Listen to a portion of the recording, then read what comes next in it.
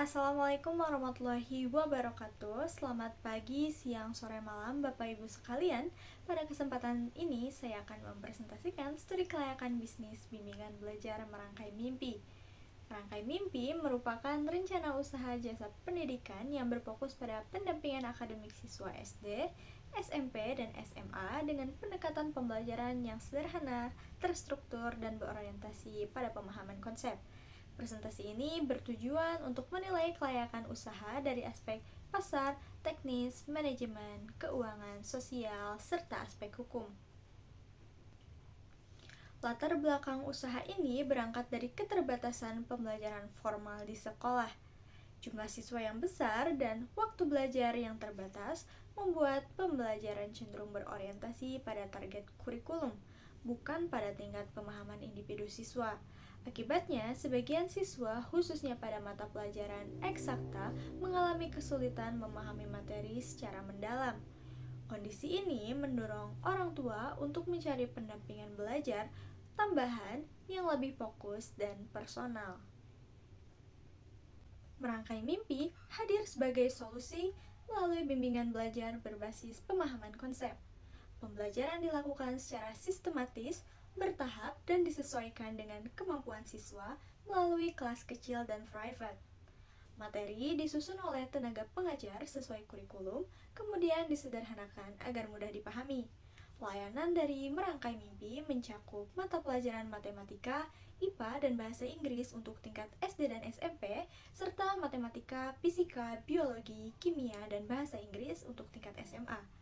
Tujuan utama bukan hanya peningkatan nilai, tetapi pemahaman konsep yang berkelanjutan. Permasalahan tersebut menunjukkan peluang pasar yang konsisten di sektor bimbingan belajar. Permintaan bersifat berkelanjutan karena setiap tahun terdapat siswa baru, serta meningkatnya kesadaran orang tua terhadap prestasi akademik. Di wilayah operasional awal, potensi pasar diperkirakan sekitar 350 siswa.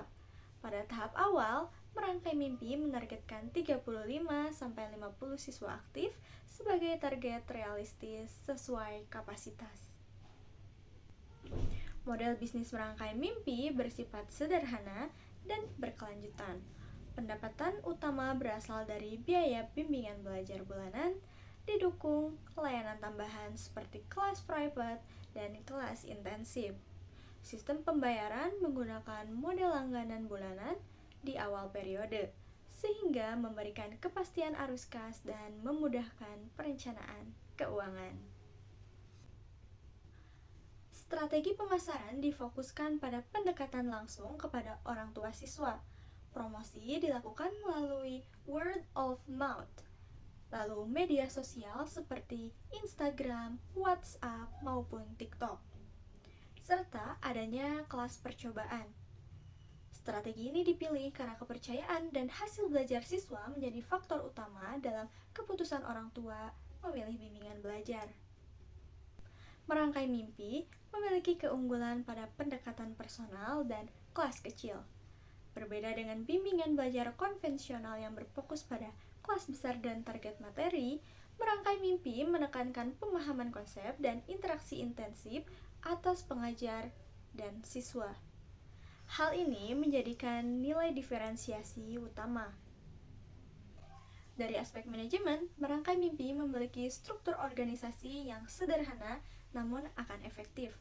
Founder bertanggung jawab atas perencanaan strategis dan pengawasan operasional.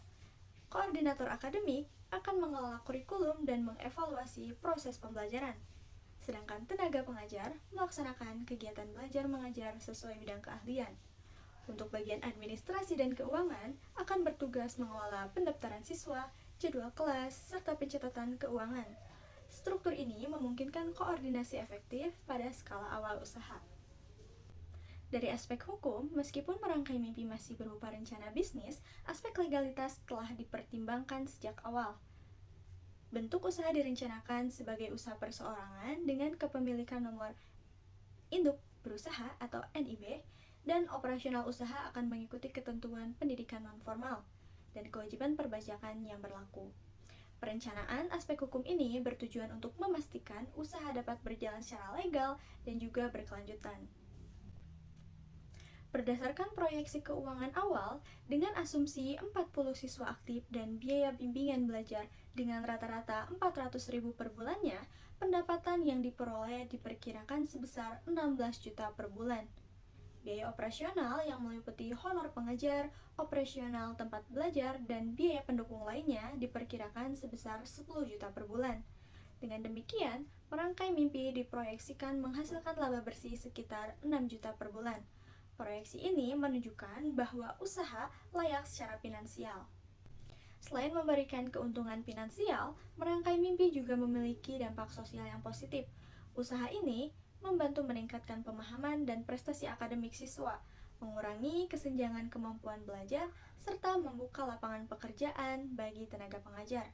Dengan demikian, merangkai mimpi berkontribusi pada peningkatan kualitas pendidikan masyarakat. Untuk mendukung operasional dan pengembangan usaha, merangkai mimpi membutuhkan pendanaan awal.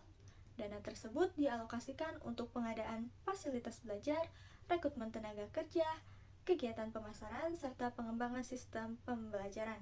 Pendanaan ini diharapkan dapat mempercepat pertumbuhan usaha pada tahap awal. Berdasarkan analisis dari seluruh aspek yang telah dibahas, dapat disimpulkan bahwa merangkai mimpi merupakan rencana bisnis yang layak untuk dijalankan.